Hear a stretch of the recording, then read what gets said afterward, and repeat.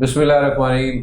Talk with मुरीद बुखारी एक नए प्रोग्राम के साथ, एक नए गेस्ट के साथ और एक नए टॉपिक के साथ आपकी खिदमत में हाजिर हैं ट्रेनर्स ऑफ पाकिस्तान के प्लेटफॉर्म से। आज का जो टॉपिक है ये बहुत वैसे नॉर्मल लोगों के लिए तो मैं कहता हूँ होना चाहिए, लेकिन हम क्योंकि ज़ाहिर है जिस फील्ड से ताल्लुक़ रखते हैं और ये वाकई में बड़े दिल को छू देने वाला, मेरे लिए तो सही बात है, दिल को छू देने वाला टॉपिक है सेल्स रेजिलेंस, जिसमें हम कहते हैं कि सेल्स में फ्लैक्सिबिलिटी कैसे होती है। ये तो ज़ाहिर है इसके जो एक्सपर्ट हमारे साथ शहजाद आए हैं।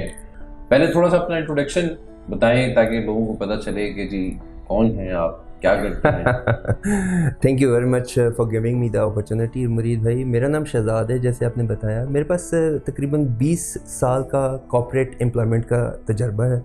मेरी लास्ट असाइनमेंट टेलेनॉर पाकिस्तान में थी, जहाँ पर मैं सेल्स मैनेजर के तौर पे काम कर रहा था। और पिछले तकरीबन 2-2.5 साल से मैं अपना एक स्टार्टअप लेके चल रहा हूँ, I explore training private limited company के नाम से। पहले तो ये बताएं कि सेल्समैन आपकी नज़र में किसको कहते हैं?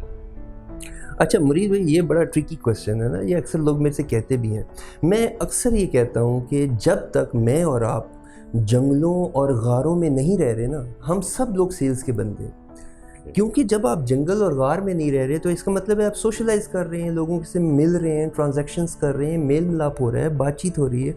तो everybody among us is a sales professional. अब ये ऐसा ही है कि आपसे अगर ये कहा जाए कि दांत साफ़ करना तो सेहत के लिए ज़रूरी है, लेकिन वर्जिश रोज़ाना से करना ज़रूरी नहीं है। हालांकि देखा जाए तो दोनों ही चीज़ें सेहत के लिए ज़रूरी हैं। ये दांत साफ़ करना क्यों इम्पॉर्टेंट हो गया? बिकॉज हमें बचपन से इसके बारे में ट्रेनिंग दी गई। ये देखने में एक आसान काम है और हमारा माइंड और थॉट प्रोसेस रहता है। अच्छा, अब सेल्स के अंदर क्या होता है कि जो बंदा आईटी में, सॉफ्टवेयर इंजीनियरिंग में, सप्लाई चेन में, वो अपने आप को सेल्समैन कंसिडर ही नहीं करता। हालांकि मेरी नज़र में हर प्रोफेशनल, इवन हर हाउसवाइफ एक सेल्स प्रोफेशनल है। अच्छा, अब इसको आप डिफ़ाइन ऐसे कर लें कि रेजिलियंस या फ्लेक्सिबिलिटी या लचक क्या है कि ज़िंदगी के अंदर आपको सेल्स के अंदर अपनी ज़ाती ज़िंदगी में कोई चैलेंज आया और चैलेंज आने से आप डाउनवर्ड गए और वापस आप अगर आके अपनी नॉर्मल रूटीन में चलना शुरू हो जाते हैं तो इसको कहते हैं बाउंसिंग बैक, या माजी में इसको रेजिलियंस कहा जाता था।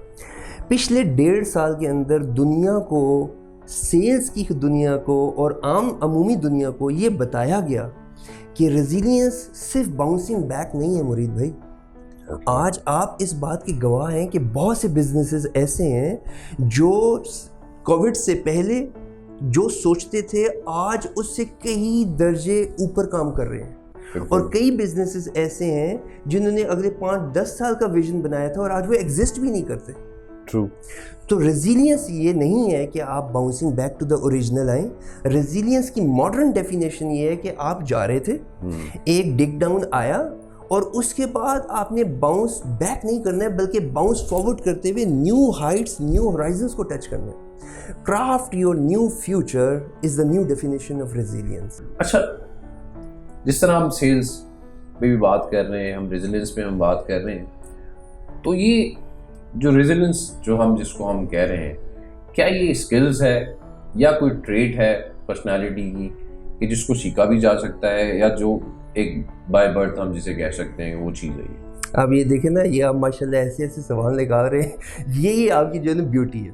बात ये है कि ये स्किल है या ट्रेट है। अगर मैं ये कहता हूँ कि ये ट्रेट है तो फिर एक बहुत बड़ी पॉपुलेशन आपके देखने वालों में से वैसे ही इरेडिकेट हो जाएगी। वो कहेंगे शहजाद ने कह दिया था ट्रेट है, हमारे पास तो ये है नहीं, तो हम तो आउट है। रेजिलियंस एक ऐसी स्किल है जो एज में किसी भी लेवल पे, किसी भी उम्र के हिस्से में जाके सीखी जा सकती है। अच्छा, अब आपको अंग्रेज़ी में वो कहते हैं कि एक तरफ स्टिमुलस होता है, ज़िंदगी में कोई चैलेंज आता है सेल्स में, और दूसरी तरफ आपका रिस्पांस होता है कि आप उसको बिहेव कैसे कर रहे हैं। इस स्टिमुलस और रिस्पांस के दरमियान में एक चीज़ पड़ी है जो चॉइस है। वो चॉइस आज आपकी है मुरीद भाई। आपको जो स्टिमुलस आया, आपको जो चैलेंज आया, आपने उसका रिस्पॉन्ड कैसे करना है, ये आपकी चॉइस है। आप अगर आज सोचते हैं कि मैं विक्टिम माइंड बन के इसको गुजारूंगा कि मेरे साथ ही सबसे बड़ा जुल्म हो रहा है, तो आप रेजिलिएंट नहीं रहेंगे। लेकिन आज आप सोचते हैं कि ये स्टिमुलस आया, सेल्स का प्रेशर आया, कोविड आया, बिजनेस कम हो रहा है, लेकिन मेरी चॉइस ये है कि मैं पॉजिटिवली रिस्पॉन्ड करूंगा और बाउंस फॉरवर्ड करूंगा, तो आप एक रेजिलिएंट आदमी होंगे। اچھا کوئی پرسنل ایگزامپل آپ دینا چاہیں اگر ہمارے آڈینس کے لیے, کیونکہ مین چیز ہے کہ وہ کہتے ہیں نا کہ 360 گو تھرو جائیں گے تو ان کو آئیڈیا ہوگا کہ ایک بندہ آج جہاں ہے تو وہ کیوں ہے. آج سے تقریباً میرے پاس ایک ایسی ایگزامپل ہے, جب بھی میں کسی یونیورسٹی یا اس طرح کی کالج کے پلیٹ فارم پہ جاتا ہوں تو یہ والی ایگزامپل امنگ مینی ادر ایگزامپلس بہت زیادہ کیچی ہوتی ہے اور آپ کی نوجوان آڈینس کو بڑا گریسپ کرتی ہے. ہمیں یہ سکھایا گیا اس وقت میں, اساتذہ نے کہا کہ آپ اپنے حال میں رہتے ہوئے اپنے ماضی کو ٹھیک کر لیں. Okay. And that was so catchy and so گریسپنگ کہ میں مجبور ہو گیا پوچھنے پہ کہ یہ کیسا ممکن ہے کہ اپنے حال میں رہتے ہوئے بندہ اپنے ماضی کو ٹھیک کر سکتا ہے. بالکل. تو انہوں نے کہا کہ آج کے وقت میں آپ کے ساتھ جو بھی ایڈورسٹی اور چیلنج آ رہا ہے, آپ آج سے اپنے آپ کو فاسٹ فارورڈ کریں, سال بعد 2 سال بعد, اور ویژولائز کریں کہ 2 سال بعد بیٹھ کے آپ آج 30 سپتمبر 2021 پہ میگنیفائنگ گلاس لگایا ہوا ہے اور آپ دیکھتے ہیں کہ ایک چیلنج آیا تھا اور اس چیلنج کو میں نے کیسے کوپ اپ کیا تھا. کیا میں فیلئر ہو گیا تھا یا میں سکسیس تھا؟ اگر میں سکسیس تھا تو میں نے اس وقت کیا کیا کیا تھا. تو جو سٹیپ آپ سوچتے ہیں کہ آج سے 2 سال بعد میں سوچوں گا کہ میں نے کرنے تھے, کیے تھے, وہ آج آپ کر لیں.